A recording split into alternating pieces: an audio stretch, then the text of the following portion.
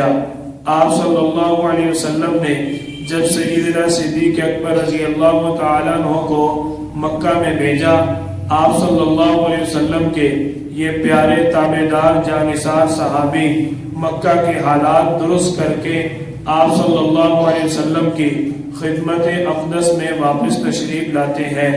آپ صلی اللہ علیہ وسلم صحابہ کرام کے ساتھ اگلے سال حج کرنے کا ارادہ فرماتے ہیں۔ یہی وہ حج ہے جس کو حجۃ الوداع کے نام سے یاد کیا جاتا ہے۔ ہجرت کا 10واں سال ہے۔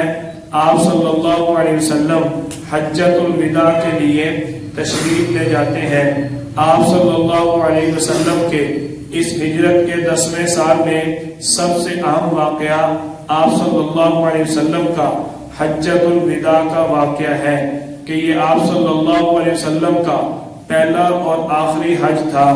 ذوالقعدہ 10 ہجری کو آپ صلی اللہ علیہ وسلم تقریباً 1,14,000 صحابہ کرام کی جماعت کے ساتھ حج کے لیے روانہ ہوتے ہیں۔ جب آپ صلی اللہ علیہ وسلم نے حج کے لیے جانے کا اعلان فرمایا، یہ خبر آپ صلی اللہ علیہ وسلم کے اعلان کے بعد بہت تیزی سے مدینہ کی اندر پھیل جاتی ہے۔ حضور صلی اللہ علیہ وسلم نے ذوالقعدہ میں جمعرات کے دن مدینہ طیبہ میں غسل فرمایا۔ غسل فرما کر آپ صلی اللہ علیہ وسلم ایک تہمت اور ایک چادر لے لیتے ہیں اور آپ صلی اللہ علیہ وسلم نے مسجد نبوی کے اندر نماز ظہر ادا فرمائی۔ مدینہ منورہ سے آپ صلی اللہ علیہ وسلم روانہ ہوئے۔ آپ صلی اللہ علیہ وسلم کے ساتھ آپ کی اس وقت 9 ازواج مطہرات ساتھ ہیں۔ آپ صلی اللہ علیہ وسلم مدینہ منورہ سے 6 میل کے فاصلے دور اہل مدینہ کے ساتھ ہی جو آپ صلی اللہ علیہ وسلم کا حج کے لیے میقات کا مقام بنتا تھا، جس کا نام ذوالحلیفہ، آپ صلی اللہ علیہ وسلم وہاں پر پہنچ کر رات کو قیام فرماتے ہیں۔ پھر آپ صلی اللہ علیہ وسلم نے احرام کے لیے غسل فرمایا۔ حضرت بی بی عائشہ رضی اللہ تعالی عنہا نے آپ صلی اللہ علیہ وسلم کے جسم مبارک کے لیے انتہائی عمدہ احرام تیار کیا۔ پھر آپ صلی اللہ علیہ وسلم نے 2 رکعت نماز ادا فرمائی۔ اپنی اونٹنی قصواء پر آپ صلی اللہ علیہ وسلم سوار ہو کر احرام باندھ کر بلند آواز سے لبیک اللہم لبیک کے الفاظ کے ساتھ آپ صلی اللہ علیہ وسلم روانہ ہوتے ہیں۔ حضرت جابر بن عبداللہ رضی اللہ تعالیٰ عنہ سے مروی ہے کہ آپ صلی اللہ علیہ وسلم جب حج کے لیے روانہ ہوئے، میں نے آپ صلی اللہ علیہ وسلم کے دائیں دیکھا، آپ صلی اللہ علیہ وسلم کے بائیں دیکھا، آپ صلی اللہ علیہ وسلم کے آگے اور پیچھے جب نظر دوڑائی تو ہر طرف مجھے آدمیت ہی آدمیت نظر آتی ہے کہ آپ صلی اللہ علیہ وسلم کی صحابہ کرام کی 1,20,000، ایک قول کے مطابق 1,24,000 جماعت ہے۔ آپ صلی اللہ علیہ وسلم کے بارے میں 4 ذی الحجہ کے بارے میں آتا ہے، آپ صلی اللہ علیہ وسلم 4 ذی الحجہ کو مکہ مکرمہ میں داخل ہوئے۔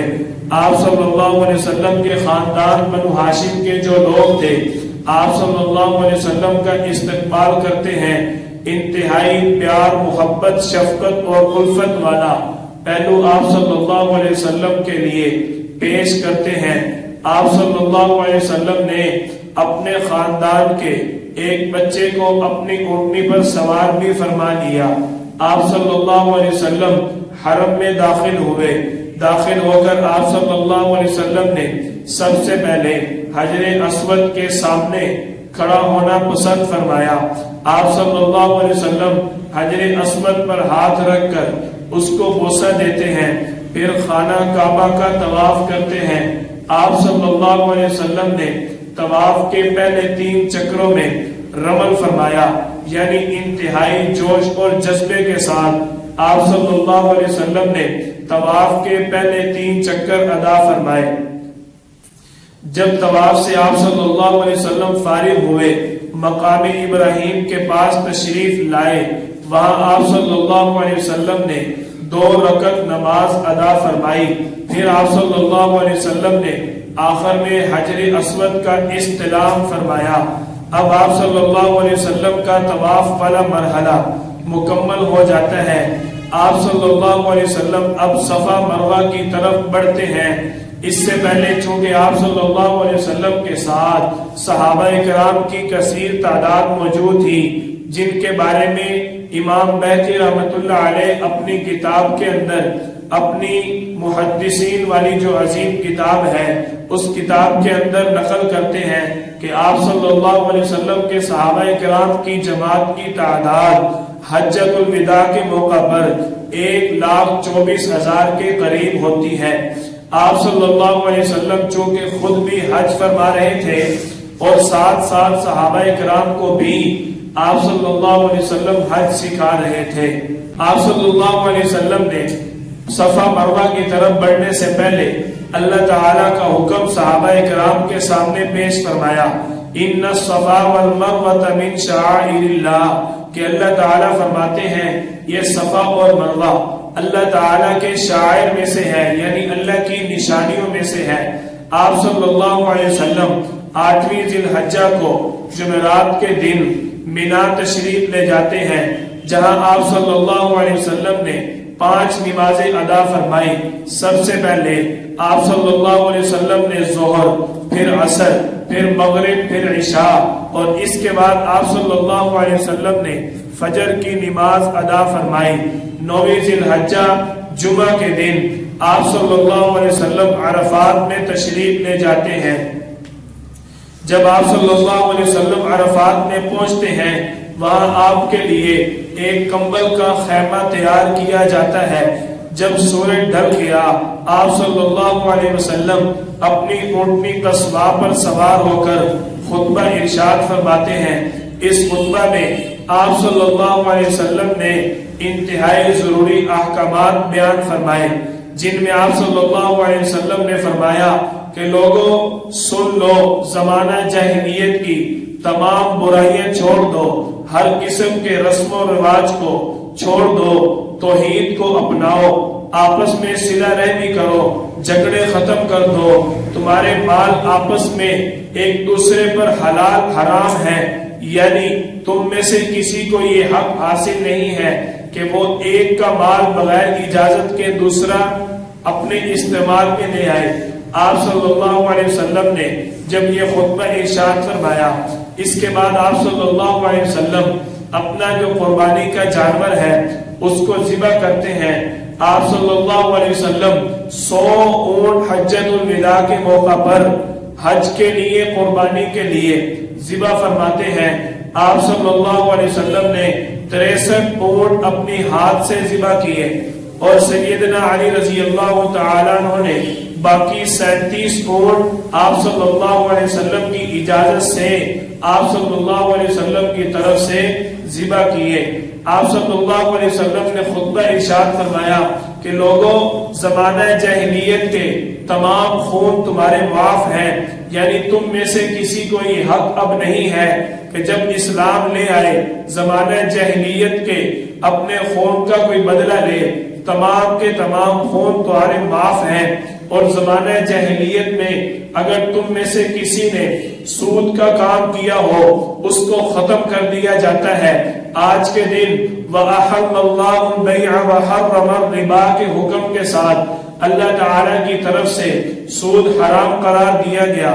آپ صلی اللہ علیہ وسلم نے فرمایا سب سے پہلے میں اپنے چچا عباس بن عبد المطلب کے سود کو سب لوگوں کے لیے معاف کرتا ہوں، یعنی آج کے بعد عباس رضی اللہ تعالیٰ عنہ کسی سے اپنا سود وصول نہیں کریں گے. اور آپ صلی اللہ علیہ وسلم نے صحابہ کرام سے اعلان فرمایا اور صحابہ کرام سے آپ صلی اللہ علیہ وسلم نے اقرار لیا کہ بتاؤ کیا میں نے تم تک دین پہنچا دیا؟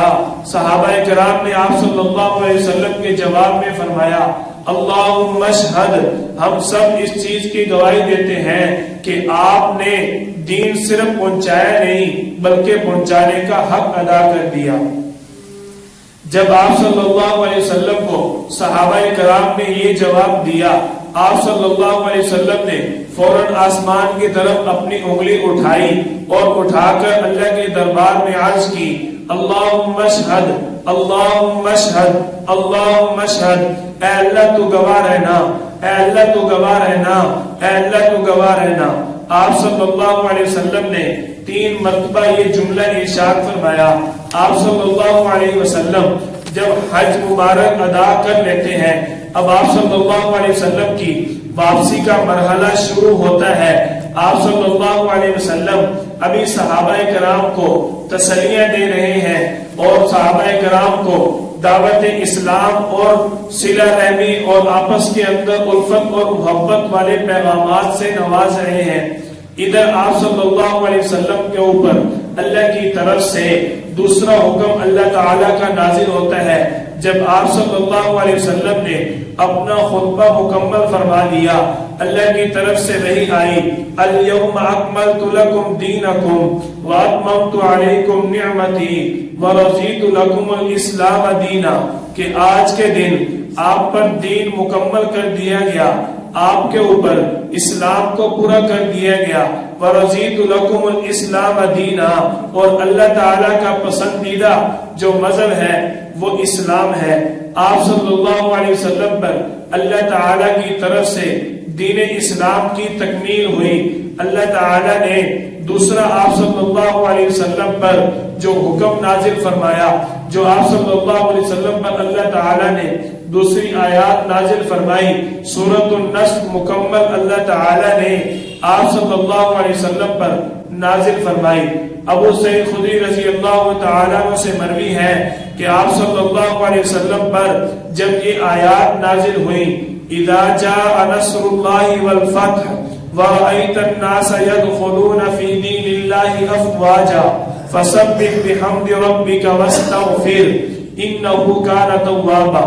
آپ صلی اللہ علیہ وسلم نے ان آیات کو جب صحابہ کرام کے سامنے پڑھا، آپ صلی اللہ علیہ وسلم کے ان الفاظ کو سن کر سیدنا صدیق اکبر رضی اللہ تعالیٰ عنہ غم زدہ ہوتے ہیں، پریشان ہوتے ہیں، حتیٰ کہ صدیق اکبر رضی اللہ تعالیٰ عنہ کی آنکھوں میں آنسو آ جاتے ہیں، اور صحابہ کرام صدیق اکبر رضی اللہ تعالیٰ عنہ سے عرض کرتے ہیں کہ آپ کو خوش ہونا چاہیے، اللہ تعالیٰ کیا فرما رہے ہیں؟ جب اللہ کی طرف سے مدد آ گئی، یدخلون فی دین اللہ افواجا، اسلام کے اندر، دین کے اندر فوج در فوج لوگ داخل ہو رہے۔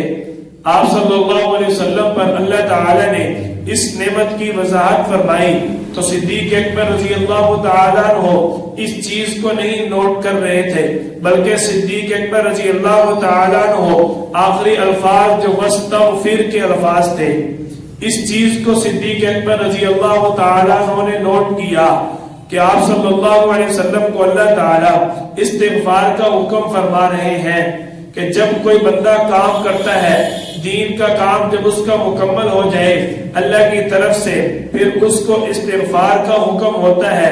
صدیق اکبر رضی اللہ تعالیٰ عنہ نے اندازہ لگا لیا۔ ادھر آپ صلی اللہ علیہ وسلم سیدہ فاطمہ رضی اللہ تعالیٰ عنہ سے اس چیز کا اظہار کرتے ہیں کہ اے میری بیٹی، جبریل علیہ السلام ہر رمضان میں میرے پاس آتے تھے اور میرے ساتھ ایک مرتبہ پورے قرآن کریم کا دور کرتے تھے۔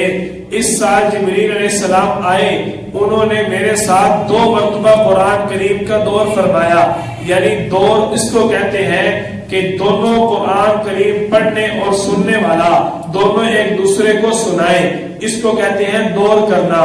جبریل علیہ السلام آپ صلی اللہ علیہ وسلم کے ساتھ ہر رمضان میں قرآن کریم کا آ کر دور کیا کرتے تھے، یعنی جبریل علیہ السلام آپ صلی اللہ علیہ وسلم کو آیات سناتے جو نازل ہو چکی ہوتی، اور آپ صلی اللہ علیہ وسلم جتنی بھی آیات نازل ہو چکی ہوتی وہ ان آیات کو جبریل علیہ السلام کو سناتے، یوں آپس میں دور فرماتے۔ آپ صلی اللہ علیہ وسلم حضرت فاطمہ رضی اللہ تعالیٰ عنہ سے اس چیز کا اظہار کرتے ہیں کہ میری بیٹی، اس سال جبریل علیہ السلام نے میرے ساتھ 2 مرتبہ دور کیا۔ آپ صلی اللہ علیہ وسلم کی ہجرت کا 11واں سال شروع ہوتا ہے۔ 29 صفر کو آپ صلی اللہ علیہ وسلم جنت البقیع، جس کو آج جنت البقیع کہا جاتا ہے، اس بقیع قبرستان کے اندر آپ صلی اللہ علیہ وسلم تشریف لے جاتے ہیں۔ وہاں پر آپ صلی اللہ علیہ وسلم نے خوب رو کر اللہ تعالی سے دعا مانگی۔ صحابہ کرام آپ صلی اللہ علیہ وسلم کے بارے میں نقل فرماتے ہیں کہ آپ صلی اللہ علیہ وسلم نے اس دفعہ اللہ تعالی سے اتنا رو کر گر گڑا کر دعا مانگی کہ ہمیں یوں معلوم ہوتا تھا کہ شاید آپ صلی اللہ علیہ وسلم یہ آخری مرتبہ دعا مانگ رہے ہیں۔ یہ کیفیت صحابہ اکرام کیا بیان کرتے ہیں کہ آپ صلی اللہ علیہ وسلم اللہ تعالیٰ کے سامنے ہاتھ اٹھاتے اور روتے روتے آپ صلی اللہ علیہ وسلم کے ہاتھ مبارک بھی گر جاتے، آپ صلی اللہ علیہ وسلم کا چہرہ مبارک بھی جھک جاتا، پھر آپ صلی اللہ علیہ وسلم اللہ کو پکارتے ہوئے اپنا سر اٹھاتے اور پھر روتے روتے آپ صلی اللہ علیہ وسلم کا سر مبارک جھک جاتا۔ میرے اور آپ کے پیارے آقا نے اپنی امت کے لیے کس طرح رو کر اللہ تعالی سے دعائیں مانگی۔ آپ صلی اللہ علیہ وسلم جب اس قبرستان سے دعا مانگنے کے بعد واپس تشریف لاتے ہیں، راستے میں آپ صلی اللہ علیہ وسلم کے سر مبارک میں درد ہونا شروع ہو جاتا ہے۔ تقریباً 13 دن تک آپ صلی اللہ علیہ وسلم کچھ بیماری کی حالت میں وقت گزارتے ہیں۔ آپ صلی اللہ علیہ وسلم کی حالت دن بدن کمزور ہو جاتی ہے۔ آپ صلی اللہ علیہ وسلم اپنی ازواج مطہرات سے بار بار پوچھتے ہیں کہ کل کس کی باری ہے، کل کس کی باری ہے۔ ازواج مطہرات سمجھ جاتی ہیں اور آپ صلی اللہ علیہ وسلم سے آپ کی پسند کا اظہار کرتی ہیں کہ یا رسول اللہ، کیا آپ کی یہ خواہش ہے کہ حضرت عائشہ رضی اللہ تعالیٰ عنہا کے گھر آپ چلے جائیں؟ آپ صلی اللہ علیہ وسلم نے اس چیز کی پسندیدگی کا اظہار فرمایا۔ آپ صلی اللہ علیہ وسلم کی تمام ازواج آپ صلی اللہ علیہ وسلم کو اجازت دے دیتی ہیں۔ نبی کریم صلی اللہ علیہ وسلم جب حضرت عائشہ رضی اللہ تعالی عنہا کے گھر پہنچے، اس وقت شدید کمزور ہو چکے ہیں۔ آپ صلی اللہ علیہ وسلم جب اس دنیا سے رحلت فرماتے ہیں تو آپ صلی اللہ علیہ وسلم کی رحلت مبارک کا جو ظاہری سبب تھا وہ ایک بخار تھا۔ آپ صلی اللہ علیہ وسلم کی بخار کی حرارت جب بڑھتی ہے، آپ صلی اللہ علیہ وسلم نے فرمایا کہ 7 کنووں کا پانی مجھ پر منگوا کر ڈالو۔ آپ صلی اللہ علیہ وسلم نے ساتھ ہی جب آپ کو کچھ افاقہ ہوا، آپ صلی اللہ علیہ وسلم حضرت عائشہ رضی اللہ تعالیٰ عنہ کو فرماتے ہیں کہ عبد الخیرہ، اللہ تعالیٰ نے ایک بندے کو اختیار دیا ہے کہ وہ اگر چاہے تو پوری دنیا کی حکومت لے لے اور اس دنیا کے اندر وہ خوشی سے زندگی گزارے اور ہمیشہ کے لیے جنت میں چلا جائے، اور دوسرا میرے اللہ نے اس بندے کو اختیار دیا ہے کہ یا وہ بندہ اللہ کی ملاقات کا فیصلہ کرے، اللہ کی ملاقات کو پسند کرے۔ حضرت عائشہ رضی اللہ تعالی عنہا آپ صلی اللہ علیہ وسلم سے عرض کرتی ہیں یا رسول اللہ، اس بندے نے پھر کیا اختیار کیا؟ حضرت عائشہ رضی اللہ تعالی عنہ فرماتی ہیں آپ صلی اللہ علیہ وسلم ہی وہ فرد اور شخصیت ہو سکتے ہیں جن کو اللہ تعالی نے اختیار دیا۔ آپ صلی اللہ علیہ وسلم نے حضرت عائشہ رضی اللہ تعالی عنہ کے سوال کا جواب دیا کہ وہ بندہ جس کو اللہ تعالی نے اختیار دیا اس نے لقاء اللہ کی ملاقات کو پسند کیا۔ آپ صلی اللہ علیہ وسلم کے بارے میں حضرت عائشہ رضی اللہ تعالی عنہا فرماتی ہیں میں سمجھ گئی اب آپ صلی اللہ علیہ وسلم دنیا کے اندر وقت گزارنا پسند نہیں کرتے۔ آپ صلی اللہ علیہ وسلم اسی بیماری کی حالت میں بیٹھے ہیں، لیٹے ہیں۔ آپ صلی اللہ علیہ وسلم کی پیاری صاحبزادی سیدہ فاطمہ رضی اللہ تعالی عنہا گھر میں آتی ہیں۔ اس سے پہلے آپ صلی اللہ علیہ وسلم کا یہ عمل مبارک تھا کہ جب بھی آپ کی بیٹی صاحبزادی کوئی گھر آتی آپ صلی اللہ علیہ وسلم اس کے لیے کھڑے ہو جاتے، اس کے پیشانی پر بوسہ دیتے۔ لیکن اب کی بار آپ صلی اللہ علیہ وسلم کی طبیعت اس وقت اتنی ناساز ہے، آپ صلی اللہ علیہ وسلم کو اس وقت اتنی کمزوری لاحق ہو چکی کہ آپ صلی اللہ علیہ وسلم اٹھ نہ سکے۔ حضرت فاطمہ رضی اللہ تعالیٰ عنہ آپ صلی اللہ علیہ وسلم کے گلے لگ کر خوب روتی ہیں اور روتے روتے ایک دم ہنسنا شروع کر دیتی ہیں۔ آپ صلی اللہ علیہ وسلم کے گلے لگ کے جب رو رہی ہوتی ہیں اور آپ صلی اللہ علیہ وسلم کو حضرت فاطمہ رضی اللہ تعالیٰ عنہ آپ کے بارے میں یہ الفاظ فرماتی ہیں، فدیتک روحی یا رسول اللہ، آپ پر میری روح قربان، آپ پر میری جان قربان یا رسول اللہ، آپ کی یہ حالت، آج آپ اپنی بیٹی کے لیے کھڑے بھی نہ ہو سکے، آپ پر اتنا سخت اور کڑا وقت آ گیا۔ آپ صلی اللہ علیہ وسلم حضرت فاطمہ رضی اللہ تعالیٰ عنہ کو تسلی دیتے ہیں۔ کان کے اندر آپ صلی اللہ علیہ وسلم نے ایک بات کہی جس سے حضرت فاطمہ رضی اللہ تعالیٰ عنہ رونے کی بجائے مسکرانے لگ جاتی ہیں۔ حضرت عائشہ رضی اللہ تعالیٰ عنہ فرماتی ہیں کہ بی بی فاطمہ رضی اللہ تعالیٰ عنہ کی میرے دل میں انتہائی محبت، شفقت اور الفت تھی۔ کیوں؟ انہا یشبہ رسول اللہ، کیونکہ حضرت فاطمہ رضی اللہ تعالیٰ عنہ آپ صلی اللہ علیہ وسلم کی اولاد میں سب سے زیادہ آپ کے مشابہ تھیں، سب سے زیادہ آپ صلی اللہ علیہ وسلم کے ساتھ ان کی شکل و صورت ملتی تھی۔ حضرت عائشہ رضی اللہ تعالیٰ عنہ فرماتی ہیں جب بی بی فاطمہ نے ہنسنا شروع کیا میرے دل میں اس کی قدر کم ہو گئی۔ کیوں ہنستی ہے؟ اس وقت تو آپ صلی اللہ علیہ وسلم شدید تکلیف میں ہیں۔ جب حضرت فاطمہ رضی اللہ تعالیٰ عنہ سے پوچھا، جواب دیا آپ صلی اللہ علیہ وسلم نے میرے کان کے اندر فرمایا کہ فاطمہ تو غم نہ کر، تجھے پریشان ہونے کی، دکھ کرنے کی ضرورت نہیں ہے، جنت کے اندر سب سے پہلے تیری میرے ساتھ ملاقات ہوگی۔ آپ صلی اللہ علیہ وسلم کی وفات مبارک، لہلت اور وصال مبارک کے بعد سب سے پہلے آپ صلی اللہ علیہ وسلم کے خاندان میں حضرت فاطمہ رضی اللہ تعالی عنہا کا انتقال ہوتا ہے اور یہ آپ صلی اللہ علیہ وسلم کو سب سے پہلے جنت میں ملتی ہے۔ آپ صلی اللہ علیہ وسلم کی یہی کیفیت چل رہی ہے کہ حضرت محمد بن ابی بکر جو سیدنا صدیق اکبر رضی اللہ تعالیٰ عنہ کے صاحبزادے ہیں، یہ سامنے کھڑے ہیں، ان کے ہاتھ میں مسواک ہے۔ آپ صلی اللہ علیہ وسلم بار بار مسواک کی طرف دیکھتے ہیں۔ حضرت عائشہ رضی اللہ تعالی عنہا نے آپ صلی اللہ علیہ وسلم سے پوچھا کہ آپ مسواک پسند کرتے ہیں؟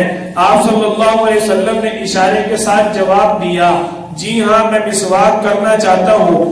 آپ صلی اللہ علیہ وسلم نے حضرت عائشہ رضی اللہ تعالی عنہا کو فرمایا کہ اپنے منہ میں مسواک مجھے نرم کر کے دو۔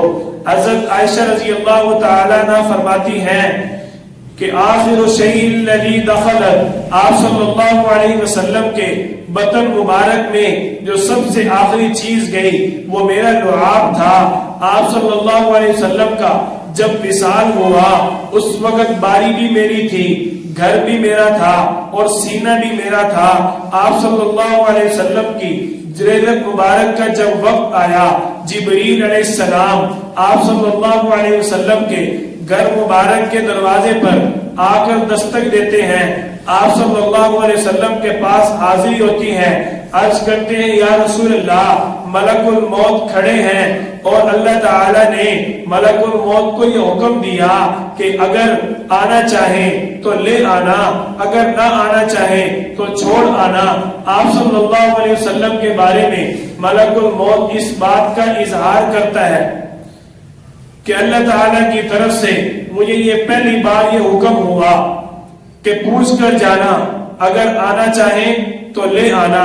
آپ صلی اللہ علیہ وسلم اللہ تعالیٰ سے بار بار یہی دعا کرتے ہیں، اللہم الرفیق الاعلی، اے اللہ میں تیرے ساتھ ملنے کا، ملاقات کا شوق رکھتا ہوں، تیری ملاقات کو پسند کرتا ہوں۔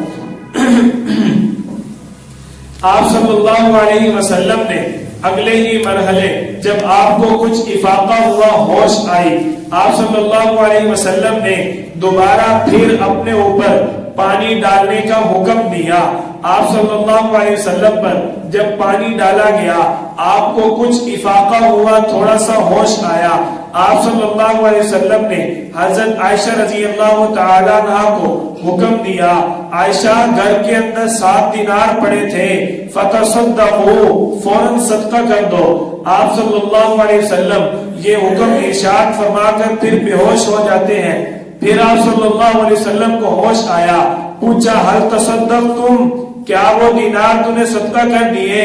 حضرت عائشہ رضی اللہ تعالیٰ عنہ کی آنکھوں میں آنسو آ جاتے ہیں، فرماتی ہیں شغلنا بمرضک یا رسول اللہ، ہم آپ کی بیماری کے اندر اس حد تک مشغول ہیں، پریشان ہیں، غم زدہ ہیں کہ ہمیں کسی چیز کی کوئی خبر نہیں۔ آپ صلی اللہ علیہ وسلم نے فرمایا عائشہ میں اس حالت میں اللہ کے دربار میں نہیں جانا چاہتا کہ ایک نبی جب اللہ کے دربار میں جائے اور اس کے گھر کے اندر مال پڑا ہو۔ آپ صلی اللہ علیہ وسلم کی اس بات کو سن کر سیدہ عائشہ رضی اللہ تعالی عنہ نے وہ دینار صدقہ کر دیے۔ آپ صلی اللہ علیہ وسلم نے پوچھا عائشہ پتہ کرو نماز ہو گئی یا نہیں؟ آپ صلی اللہ علیہ وسلم کے اس حکم کو حضرت عائشہ رضی اللہ تعالی عنہ نے جب پورا کیا، جواب دیا یا رسول اللہ صحابہ انتظار میں ہیں، ابھی تک جماعت نہیں ہوئی۔ آپ صلی اللہ علیہ وسلم نے پھر حکم دیا میرے اوپر ایک مرتبہ پھر پانی ڈالو۔ آپ صلی اللہ علیہ وسلم پر پھر دوبارہ پانی ڈالا گیا، لیکن آپ صلی اللہ علیہ وسلم کو کچھ افاقہ ہوا، پھر بے ہوش ہو گئے۔ جب آپ صلی اللہ علیہ وسلم کو دوبارہ ہوش آیا، آپ صلی اللہ علیہ وسلم نے فرمایا مروا ابا بکر فلیصلی بالناس، ابو بکر کو کہو کہ لوگوں کو نماز پڑھا دے۔ آپ صلی اللہ علیہ وسلم کا یہ فرمانا تھا۔ ابو بکر صدیق رضی اللہ تعالیٰ عنہ کو جب یہ پیغام ملا، آپ صلی اللہ علیہ وسلم کے غم فرقت میں اب آپ کا دیکھو ایک ساتھی ہے، آج ہماری دنیا کے اندر کسی کے ساتھ کتنی بھی محبت اور الفت ہو، جب اس کے ساتھ ایک اچھا وقت گزر جائے بندہ مرنے تک اس کو کبھی بھولتا نہیں۔ اور صدیق اکبر رضی اللہ تعالیٰ عنہ کا ایک ایسی شخصیت کے ساتھ وقت گزرا جس کا ثانی کل کائنات میں کوئی نہیں۔ صدیق اکبر رضی اللہ تعالیٰ عنہ کو آپ صلی اللہ علیہ وسلم کے ساتھ کتنی الفت اور محبت تھی۔ آپ حضرات اس طرح کے واقعات کئی پڑھ چکے، سن چکے۔ صدیق اکبر رضی اللہ تعالیٰ عنہ آنسوؤں کی لڑی کے ساتھ مصلی پر کھڑے ہوتے ہیں، آپ صلی اللہ علیہ وسلم کی جدائی کا غم لے کر کہ آپ صلی اللہ علیہ وسلم آج اتنے بیمار ہو گئے، آپ صلی اللہ علیہ وسلم اتنی سخت بیماری میں مبتلا ہے کہ آج آپ صلی اللہ علیہ وسلم مسجد ہی نہ آ سکے۔ اتنی غمزدہ حالت میں سیدنا صدیق اکبر رضی اللہ تعالیٰ عنہ مصلی پر کھڑے ہوئے اور ادھر آپ صلی اللہ علیہ وسلم کو کچھ افاقہ ہوا۔ آپ صلی اللہ علیہ وسلم نے فرمایا عائشہ وہ جو مجھے خیبر کے جنگ میں ایک زینب نامی عورت نے زہر دیا تھا، وہ زہر میری آنتریوں کو آج بھی کاٹ رہا ہے۔ آپ صلی اللہ علیہ وسلم کو جب افاقہ ہوا، آپ صلی اللہ علیہ وسلم حضرت فضل بن عباس، حضرت قاسم بن عباس، حضرت علی رضی اللہ تعالیٰ عنہ ان کے سہارے پر مسجد کی طرف تشریف لے جاتے ہیں۔ حضرت عائشہ رضی اللہ تعالیٰ عنہ فرماتی ہیں آپ صلی اللہ علیہ وسلم اس وقت اتنے کمزور ہو چکے تھے کہ آپ صلی اللہ علیہ وسلم دو آدمیوں کے سہارے پر مسجد جا رہے ہیں اور آپ صلی اللہ علیہ وسلم کے پاؤں مبارک سے زمین پر ایک لکیر سی بنتی جا رہی ہے، یعنی آپ صلی اللہ علیہ وسلم اپنے قدموں پر وزن نہیں ڈال سکتے۔ اس وقت اتنی کمزوری بڑھ جاتی ہے۔ آپ صلی اللہ علیہ وسلم جب مسجد کے اندر داخل ہوئے، اللہ تعالیٰ نے آپ صلی اللہ علیہ وسلم کو ایسا بنایا تھا کہ جہاں آپ صلی اللہ علیہ وسلم تشریف فرما ہوتے، آپ کے چاہنے اور ماننے والے صحابہ کرام کو یہ احساس ہو جاتا کہ آپ صلی اللہ علیہ وسلم تشریف لا چکے۔ صحابہ کرام نماز کی حالت میں آپ صلی اللہ علیہ وسلم کے مسجد کے اندر داخل ہونے کا احساس محسوس کرتے ہیں۔ آپ صلی اللہ علیہ وسلم جب مسجد میں داخل ہوئے، صحابہ کرام نماز کے اندر ہی صدا دیتے ہیں سبحان اللہ الحمدللہ۔ صدیق اکبر رضی اللہ تعالیٰ عنہ کو جب یہ الفاظ سنائی دیتے ہیں مصلی سے پیچھے ہٹنے لگتے ہیں، آپ صلی اللہ علیہ وسلم آواز دیتے ہیں الا رسلک یا ابا بکر، الا رسلک یا ابا بکر، ابو بکر مصلی سے نہ ہٹو، مصلی پر کھڑے رہو۔ آپ صلی اللہ علیہ وسلم کی اس آواز کو سننے کے باوجود سیدنا صدیق اکبر رضی اللہ تعالیٰ عنہ مصلی سے پیچھے ہو جاتے ہیں، آپ صلی اللہ علیہ وسلم مصلی کے ساتھ بیٹھ جاتے ہیں۔ آپ صلی اللہ علیہ وسلم امام بنے سیدنا صدیق اکبر رضی اللہ تعالیٰ عنہ کے، اور سیدنا صدیق اکبر امام بنے صحابہ کے، یعنی پوری امت کے۔ آپ صلی اللہ علیہ وسلم نے جب نماز مکمل ہوئی، آپ صلی اللہ علیہ وسلم نے فرمایا ابو بکر میں نے تجھے حکم دیا تھا کہ مصلی سے نہ ہٹو۔ سیدنا صدیق اکبر رضی اللہ تعالیٰ عنہ عرض کرتے ہیں یا رسول اللہ مال ابن ابی قحافہ، ابن قحافہ کے بیٹے کی، ابی قحافہ کے بیٹے کی کیا حیثیت ہے کہ آپ کے ہوتے ہوئے مصلی پر کھڑا رہے؟ آپ صلی اللہ علیہ وسلم کو منبر پر بٹھایا جاتا ہے، آپ صلی اللہ علیہ وسلم منبر پر مکمل نہیں چڑھ سکتے، آپ کو آخری سیڑھی پر بٹھا دیا جاتا ہے۔ آپ صلی اللہ علیہ وسلم چند وصایا فرماتے ہیں، وصیتیں فرمانے کے بعد آپ صلی اللہ علیہ وسلم نے صحابہ کرام کو یہ فرمایا کہ مجھے اپنی امت کے بارے میں اس چیز کا غم نہیں کہ میری امت غربت کی وجہ سے ہلاک ہوگی، بلکہ مجھے اپنی امت کے بارے میں اصل غم یہ ہے کہ میری امت کے پاس جب مال دھن دولت کثرت سے آ جائے گا تو اس وقت میری امت جو ہے وہ گمراہی کی طرف جائے گی۔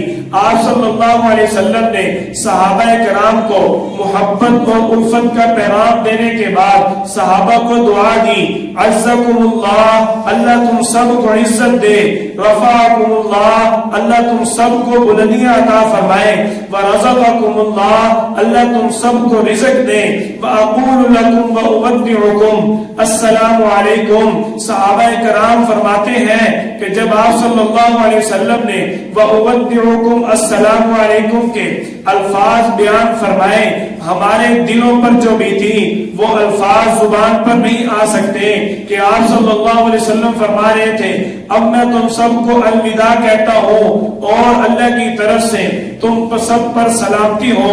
آپ صلی اللہ علیہ وسلم نے فرمایا کہ میرا جنازہ اس کا امام کوئی نہیں بنے گا، کیونکہ امام الانبیاء تو آپ صلی اللہ علیہ وسلم خود ہیں۔ آپ صلی اللہ علیہ وسلم نے فرمایا کہ سب سے پہلے میرے گھر کے اندر جبریل علیہ السلام آئیں گے، مجھ پر درود پڑھیں گے، جس کو بعض علماء یہ نقل کرتے ہیں کہ یہی آپ صلی اللہ علیہ وسلم کے جنازے کی صورت اور کیفیت تھی کہ سب سے پہلے جبریل علیہ السلام آئیں گے، آپ صلی اللہ علیہ وسلم پر درود پاک پیش فرمائیں گے، اس کے بعد اللہ کے جو بڑے چار فرشتے ہیں وہ آئیں گے، وہ درود شریف پیش کریں گے آپ صلی اللہ علیہ وسلم پر۔ آپ کے خاندان کے سب سے پہلے مرد داخل ہوں گے، آپ کے مکان میں داخل ہو کر آپ صلی اللہ علیہ وسلم پر درود شریف پڑھیں گے، اس کے بعد آپ کے خاندان کی عورتیں، اس کے بعد باقی صحابہ کرام داخل ہوں گے۔ آپ صلی اللہ علیہ وسلم کی وصال مبارک کا، رحلت مبارک کا جب یہ منظر سامنے آتا ہے، ادھر صحابہ کرام کی کیفیت اس طرح کی ہو جاتی ہے کہ ایک صحابی بھی آپ صلی اللہ علیہ وسلم کی جدائی کو برداشت کرنے کے لیے تیار نہیں۔ حضرت عائشہ رضی اللہ تعالیٰ عنہ فرماتی ہیں آپ صلی اللہ علیہ وسلم کی وفات کے بعد حضرت عمر و حضرت مغیرہ بن شعبہ رضی اللہ تعالیٰ عنہ اجازت لے کر آپ صلی اللہ علیہ وسلم کے مکان میں داخل ہوئے، اور آپ صلی اللہ علیہ وسلم کو جب حضرت عمر رضی اللہ تعالیٰ عنہ نے دیکھا ان پر غشی طاری ہو گئی۔ آج اتنا جلالی عمر غشی کی حالت میں پڑا ہے، آپ صلی اللہ علیہ وسلم کی جدائی کا غم عمر کو کیا کرنے کیا کہنے پر مجبور کر رہا ہے۔ حضرت عمر بن خطاب رضی اللہ تعالیٰ عنہ اپنی تلوار ننگی لے کر شہر میں پھرتے ہیں اور یہ اعلان کرتے ہیں اگر کسی نے یہ الفاظ کہیں کہ آپ صلی اللہ علیہ وسلم اس دنیا سے رخصت ہو گئے، میں اس کی گردن اڑا دوں گا۔ آپ صلی اللہ علیہ وسلم کے غم فرقت میں صحابہ کرام کی کیا کیفیت ہو جاتی ہے۔ آپ صلی اللہ علیہ وسلم کے بارے میں سیدنا بلال رضی اللہ تعالیٰ عنہ کے بارے میں آتا ہے کہ آپ صلی اللہ علیہ وسلم کے ساتھ کتنی محبت ہے۔ مکے کی مدینے کی گلیوں کے اندر چکر لگاتے ہیں، گھومتے ہیں، چھوٹے چھوٹے بچوں کو گلے لگا کر پوچھتے ہیں کہیں تم نے میرا حبیب دیکھا ہو، کہیں تم نے آپ صلی اللہ علیہ وسلم کو دیکھا ہو۔ آپ صلی اللہ علیہ وسلم کا اتنا پیارا سچا عاشق جس نے اتنی جان لگا کر آپ صلی اللہ علیہ وسلم کو حاصل کیا ہو، وہ اپنے پیارے حبیب کی جدائی کو کیسے برداشت کر سکتا ہے۔ آپ صلی اللہ علیہ وسلم کی اس جدائی کے غم نے صحابہ کرام انتہائی پریشان ہیں کہ صدیق اکبر رضی اللہ تعالیٰ عنہ کو اللہ تعالیٰ نے وہ جرت اور حوصلہ عطا فرمایا کہ سیدنا صدیق اکبر رضی اللہ تعالیٰ عنہ کے بارے میں آتا ہے، صحیح بخاری کے اندر موجود ہے، حضرت عائشہ رضی اللہ تعالیٰ عنہ کے حجرے کے اندر سیدنا صدیق اکبر رضی اللہ تعالیٰ عنہ داخل ہوئے، آپ صلی اللہ علیہ وسلم کی مبارک پیشانی پر بوسہ دیا اور بوسہ دینے کے بعد آپ صلی اللہ علیہ وسلم کے اس حجرے سے باہر نکلتے ہیں اور آپ صلی اللہ علیہ وسلم کو یہ الفاظ کہتے ہوئے وہاں سے باہر آئے، فداک ابی و امی یا رسول اللہ، آپ پر میری ماں قربان، آپ پر میرا باپ قربان، آپ نے ہمیں غم فرقت دے دیا۔ آپ صلی اللہ علیہ وسلم کی جدائی کا صدمہ سب سے زیادہ اس کے لیے بڑا صدمہ تھا جس نے آپ صلی اللہ علیہ وسلم کے نام پر اپنی اولاد، مال، دھن دولت سب کچھ لٹا دیا۔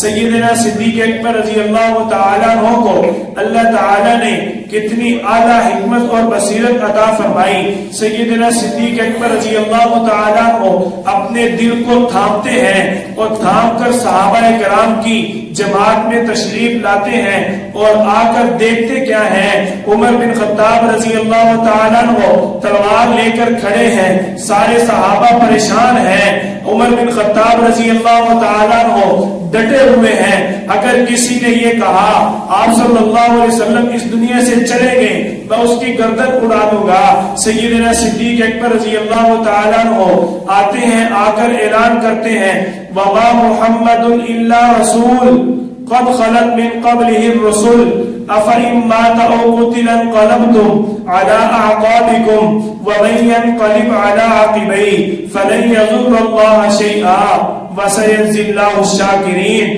کہ آپ صلی اللہ علیہ وسلم تو محمد صلی اللہ علیہ وسلم اللہ کے ایک رسول تھے جو آپ صلی اللہ علیہ وسلم رسول بن کر آئے، اس سے پہلے بھی اللہ تعالیٰ نے دنیا کے اندر رسول بھیجے، اگر ان رسولوں کا انتقال ہو گیا تو آپ صلی اللہ علیہ وسلم کا بھی انتقال ہو گیا۔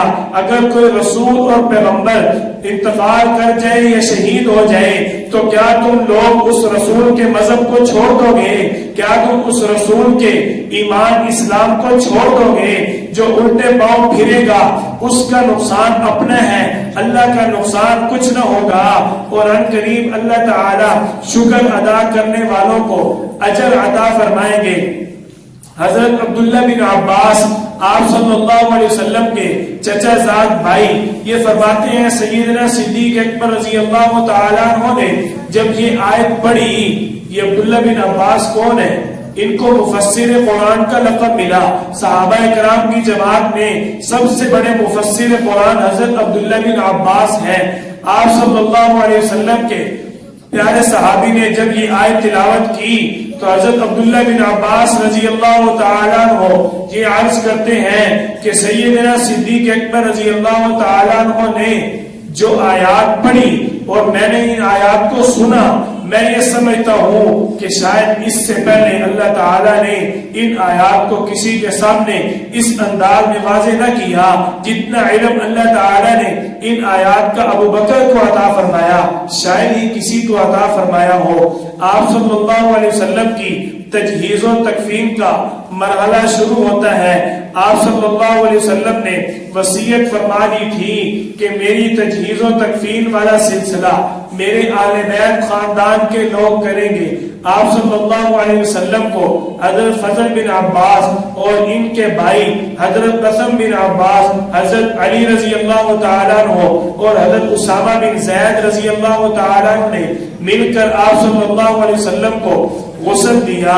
آپ صلی اللہ علیہ وسلم کی ناک مبارک اور پلکوں مبارک پر جو پانی روکا تھا، سیدنا علی رضی اللہ تعالیٰ عنہ نے اپنے منہ مبارک سے آپ صلی اللہ علیہ وسلم کی آنکھوں اور پلکوں سے اس پانی کو چوس لیا۔ آپ صلی اللہ علیہ وسلم کی نماز جنازہ کی یہی کیفیت تھی کہ بس آپ صلی اللہ علیہ وسلم پر لوگ باری باری آتے اور درود و سلام پیش کر کے واپس چلے جاتے۔ آپ صلی اللہ علیہ وسلم کی قبر مبارک کے بارے میں جب صحابہ کرام کا آپس میں مشورہ ہوا، سیدنا صدیق اکبر رضی اللہ تعالیٰ نے فرمایا کہ جس جگہ پر نبی کی، پیغمبر کی، رسول کی وفات ہوتی ہے اسی جگہ پر اس پیغمبر کی قبر بنائی جاتی ہے۔ آپ صلی اللہ علیہ وسلم کا یہ فرمان مبارک سیدنا صدیق اکبر رضی اللہ تعالیٰ عنہ کی زبان سے سن کر تمام صحابہ کرام کا حضرت عائشہ رضی اللہ تعالیٰ عنہ کے حجرہ کو مدفن بنانے پر مشورہ طے ہو جاتا ہے۔ آپ صلی اللہ علیہ وسلم کو حضرت عائشہ رضی اللہ تعالیٰ عنہ کے حجرہ مبارک کے اندر دفن کر دیا جاتا ہے۔ یہ آپ صلی اللہ علیہ وسلم کی سیرت طیبہ کا مختصر سا سلسلہ تھا جو آپ حضرات کے گوشت گزار کیا۔ آپ صلی اللہ علیہ وسلم کی سیرت طیبہ کتنی اعلیٰ شان والی اور کتنی عمدہ لذیذ ہے کہ اس کی مٹھاس کو بندہ جتنا پڑھتا جائے، جتنا بولتا جائے، جتنا سنتا جائے، اس کی لذت بڑھتی جاتی ہے۔ اور آپ صلی اللہ علیہ وسلم کی ریلت مبارک، مثال مبارک کے غم کے ساتھ ساتھ آج ہمیں یہ بھی غم ہے کہ آپ صلی اللہ علیہ وسلم کی اس سیرت مبارکہ کا سلسلہ اب مکمل ہو رہا ہے۔ ہمیں ایک مرتبہ پھر اس عہد کو لینا چاہیے، ہم یہ ارادہ کریں اور آپ صلی اللہ علیہ وسلم کی سیرت طیبہ کو اپنی زندگی کے اندر تسلسل کے ساتھ پڑھنے کا یہ پختہ عزم کریں کہ ہم آپ صلی اللہ علیہ وسلم کی سیرت طیبہ کو اپنی زندگی کے اندر پڑھ کر اپناتے رہیں گے تاکہ آپ صلی اللہ علیہ وسلم کی محبت ہمارے دل میں مزید بڑھتی جائے۔ دیکھو یہ اصول ہے، جو جتنا اعلیٰ ہو اس کو لوگ پڑھ کے اس جیسا بن کے اپنے آپ کو اعلیٰ بنا لیتے ہیں۔ تو میرا پیارا حبیب صلی اللہ علیہ وسلم وہ حبیب ہے جس جیسا اعلیٰ کوئی نہیں، جس جیسی شان اور مقام والا کوئی نہیں۔ اللہ نے آپ صلی اللہ علیہ وسلم کو بنایا ہی ایسا تھا کہ آپ صلی اللہ علیہ وسلم کی سیرت طیبہ کو آپ لوگوں نے سنا، اس کے اندر ایک واقعہ آیا، وہ ابو معبد ام معبد رضی اللہ تعالی عنہ کا جو شوہر تھا آپ صلی اللہ علیہ وسلم کے بارے میں جب ایک مرتبہ سن لیتا ہے، ہر روز گھر آ کر کھانا کھانے سے پہلے اپنی بیوی کو کہتا ہے مجھے پہلے اس محمد اس مبارک کی باتیں سنا، میں پھر کھانا کھاؤں گا۔ آپ صلی اللہ علیہ وسلم کی باتیں پڑھنا اور سننا اتنا مٹھاس والا، اتنا شیریں کام ہے کہ ہمیں اس کو ہمیشہ اپنی زندگی کا حصہ بنانا چاہیے۔ اللہ سے دعا کرتے ہیں اللہ تعالی ہم سب کو آپ صلی اللہ علیہ وسلم کی سیرت طیبہ کو ہمیشہ پڑھنے، پڑھانے اور اس پر عمل کر کے اپنی زندگی کے اندر اپنانے کی توفیق عطا فرمائے۔ وآخر دعوانا ان الحمدللہ رب العالمین۔ آپ صلی اللہ علیہ وسلم کی مکمل سیرت طیبہ کے حوالے سے آپ کا کوئی بھی سوال ہو آپ کر سکتے ہیں، اور آج آپ حضرات کو سوالات ہم نے دینے ہیں۔ پچھلے پورے کورس کے اندر ہر روز آپ سوال کرتے تھے، لیکن کل آپ سے ہم سوال کریں گے، پتہ چل جائے گا کہ آپ جیتتے ہیں یا ہم جیتتے ہیں۔ کیوں؟ 25 اسباق کے اندر آپ نے ہم سے جب بھی سوال کیا ہم نے آپ کو بے دھڑک بغیر سوچے سمجھے جواب دے دیا۔ آیا تو دیا، نہ آیا تو لا ادری، نہیں جانتا، جواب تو دیا نا. اس لیے یہ آپ کو آئے پیپر دے دیتے ہیں، ان پیپروں سے آپ کل کو سوال یاد کر کے آئیں. جو کل آپ کو دیے ہیں یہ اسی میں سے سوال ہے. وہ ایک سلیبس تھا اور یہ ایک مشق کے طور پر آج آپ کو دے رہے ہیں. آپ اس کی اچھی طرح تیاری کر کے آئیں. ہمارے اس کورس کے آخر میں پہلے بھی یہ سلسلہ ہوتا ہے اور بڑا دلچسپ مقابلہ ہوتا ہے. ادھر سوال ہوتا ہے، آپ میں سے جس کو سوال کا جواب آتا ہوگا وہ اپنا ہاتھ اٹھا لے گا اور جس کی قسمت جاگ جائے گی اس کو بلا کر اس سے جواب لے لیا جائے گا. اگر جواب درست ہوگا تو اس کو انعام ملے گا. انعام بھی آپ صلی اللہ علیہ وسلم کے روزہ مبارک والا ملے گا، جس کو آپ گھر کے اندر ہمیشہ دیکھ کر یہ یاد کرتے رہیں گے کہ میں آپ صلی اللہ علیہ وسلم کی سیرت طیبہ پڑھنے والا فرد ہوں. کیا میں نے اس پڑھنے کے بعد کبھی کسی کو سنائی، کبھی میں نے اپنی زندگی میں اپنائی، یا میں نے دوبارہ پڑھنے کی نیت کی، یا میں نے اس سلسلے کے اندر آگے بڑھانے میں کسی قسم کا کوئی تعاون کیا. ہم ہر طرح سے اپنی صلاحیت، اپنے جان مال سب کچھ آپ صلی اللہ علیہ وسلم کی محبت میں لٹائیں. انشاءاللہ اللہ تعالی سب کچھ دنیا کا ہمارے قدموں پر لٹا دیں گے. اللہ تعالی ہم سب کو عمل کی توفیق عطا فرمائے. پہلے نمبر پہ آپ کا کوئی سوال ہو تو وہ سوال آپ کر لیں. دوسرے نمبر پہ ہمارا یہ جو سلسلہ ہے شارٹ کورسز کا، اس کے اندر آپ کوئی مشورہ دینا چاہیں کہ مثال کے طور پہ آپ کوئی مشورہ دیتے ہیں کہ یہ کام کریں، آپ کا یہ سلسلہ مزید بہتر ہوگا، مزید آگے بڑھے گا، اور اس کام کو مزید آگے کس طرح بڑھانا چاہیے، آپ مشورہ بھی دے سکتے ہیں، سوال بھی کر سکتے ہیں. اور ایسا بندہ آپ کو پورے شہر میں دوبارہ نہیں ملے گا جو آپ کو یہ کہے کہ مشورہ بھی دو، اور اگر مشورہ نہیں دے سکتے تو پھر ہم سے سوال کر لو. یعنی جسے کہتے ہیں ہر فن مولا، اللہ بڑے مول سے بچائے. یہ اللہ کی طرف سے دین کے لیے دی ہوئی صلاحیت ہے. اگر اس صلاحیت کو ہم استعمال کرنا آج چھوڑ دیں تو یہ صلاحیت بیکار ہے، ہماری کوئی حیثیت نہیں ہے. دیکھو ایک پرزہ ہے، اگر دین کی مشینری اس پرزے کے ساتھ چل رہی ہے، اس پرزے کو اگر مشین سے الگ کر دیا جائے، مشین تو پھر بھی چل جائے گی، اس پرزے کی حیثیت ختم ہو جائے گی. اس لیے یہ اللہ تعالیٰ نے جو صلاحیت دی ہے یہ اللہ تعالیٰ نے دین کے لیے دی ہے. جب تک ہم دین پر لگاتے رہیں گے ہمارا بھی کام چلتا رہے گا. وہ کام یہی ہے کہ نیکیاں بنتے رہیں گی، اجر بڑھتا رہے گا، اور ہم اسی مشینری جو جنت کی طرف جا رہی ہے اس کے ساتھ ہم بھی جنت میں چلے جائیں گے. آپ حضرات کے دل میں کوئی رائے ہو تو وہ رائے بھی آپ دے سکتے ہیں. اگر آپ کے دل میں کوئی سوال ہو تو سوال بھی آپ کر سکتے ہیں پورے کورس کے حوالے سے.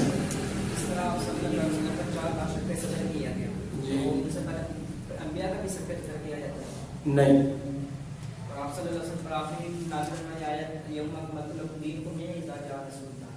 اليوم اکملت لکم دینکم واتممت علیکم، یہ آپ صلی اللہ علیہ وسلم پر نازل ہونے والی آخری آیت ہے.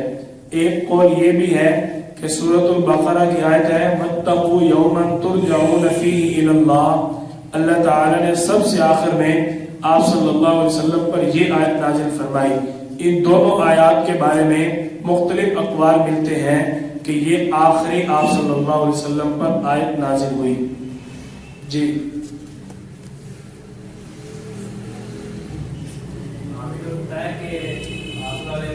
بیٹا 8ویں مہینے میں ہوا اس سال کے، ان کا نام کیا تھا؟ حضرت ابراہیم. حضرت ماریہ قبطیہ رضی اللہ تعالیٰ عنہ کے بطن مبارک سے جو آپ صلی اللہ علیہ وسلم کا آخری بیٹا پیدا ہوا اس کا نام حضرت ابراہیم تھا.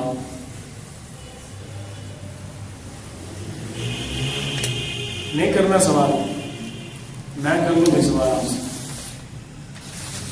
یہ سوال سن لیں، یہی سوال انشاءاللہ کل بھی ہوں گے آپ سے. یہ آپ حضرات کو اس لیے دی جا رہے ہیں کہ آپ کی یہ خصوصیت ہے، آپ نے آپ صلی اللہ علیہ وسلم کی سیرت طیبہ کو پڑھا اور سنا، اور جو لوگ آپ کے ساتھ آپ کے دوست رشتہ دار احباب آئیں گے کل کی تقریب میں وہ اس چیز کو دیکھ کر سن کر حیران ہو جائیں گے کہ انہوں نے آپ صلی اللہ علیہ وسلم کے بارے میں اتنی زبردست انفارمیشن معلومات حاصل کر لی جو ہمیں نہیں معلوم. حالانکہ یہ بھی اسی نبی کے امتی ہیں، ہم بھی اسی نبی کے امتی ہیں، اس سے لوگوں کے اندر ایک شوق اور رشک بڑھے گا کہ ہم آپ صلی اللہ علیہ وسلم کی سیرت کو پڑھیں اور سنیں۔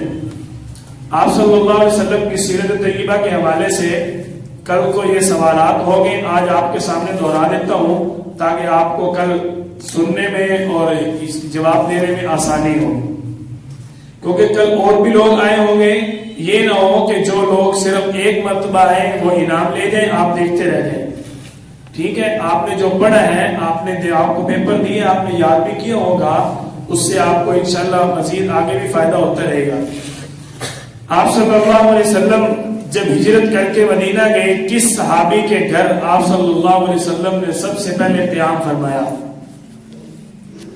یہ پہلا سوال ہے، اس کا جواب آپ نے تلاش کر کے لے کے آ رہے ہیں۔ ٹھیک ہے، جو سوال نمبر 2، آپ صلی اللہ علیہ وسلم کے دور میں اسلام میں سب سے پہلی ہجرت کس علاقے کی طرف کی گئی؟ اس کا جواب آپ نے تلاش کر کے کل لے کر آنا ہے۔ سوال نمبر 3 یاد رکھو، بس کل جواب دے دیں، ٹھیک ہے؟ کل تک آپ کا دل دھڑکے گا، پھر کل کو یہاں آ کے جب جواب نہیں آئے گا ساری دھڑکن ٹھنڈی ہو جائے گی۔ تیسرا سوال ہے، رمضان کے روزے کس سن میں فرض ہوئے؟ آپ صلی اللہ علیہ وسلم، یہ نہیں آتا آپ کو، کسر نہ کرو، یہ آپ میں سے شاید ہی کسی کو آتا ہو۔ بہرحال غزوہ خندق میں کن کو فتح حاصل ہوئی؟ سوال نمبر 5، نبی کریم صلی اللہ علیہ وسلم کے کتنے بیٹے اور کتنی بیٹیاں تھیں؟ آپ صلی اللہ علیہ وسلم کو کتنے سال کی عمر میں علل اعلان دعوت کا حکم دیا گیا؟ آپ صلی اللہ علیہ وسلم اور مسلمانوں کو کیا غزوہ حنین میں فتح ہوئی یا شکست؟ یعنی غزوہ حنین میں کن کو فتح ملی؟ یہ بھی جواب آپ نے تلاش کرنا ہے۔ آپ صلی اللہ علیہ وسلم کی ولادت باسعادت کب اور کہاں ہوئی؟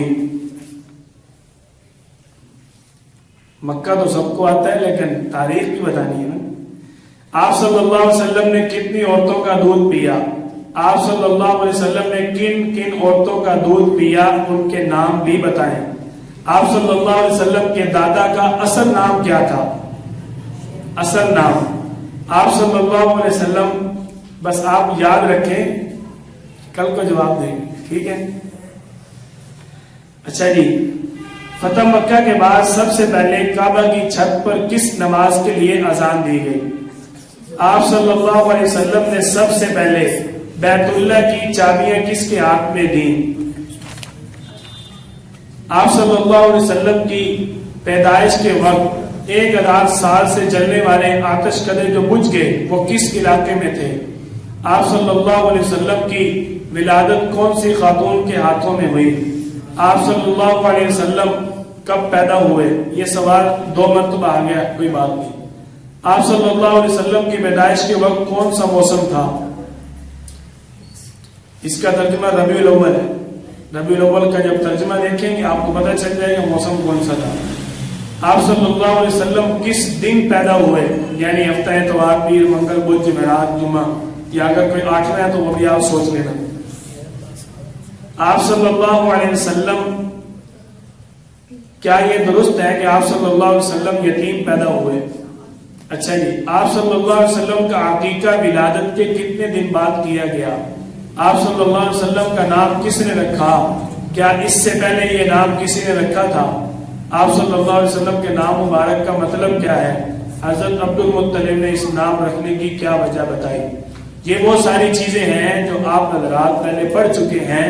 آپ میں بعض حضرات ایسے ہیں جو تاخیر سے آئے ہیں، اس لیے یہ آپ سب کو دیا جا رہا ہے تاکہ آپ اچھی طرح ان کو یاد بھی کر کے آئیں اور اپنے گھروں میں جاتے ہی آپ سب کے سب ٹیچر بن جائیں۔ آج جا کے سوال شروع کر دیں تاکہ گھروں میں یہ پتہ چل جائے کہ ہم کس نبی کے امتی ہیں اور ہم کر کیا رہے ہیں اور کرنا کیا چاہیے۔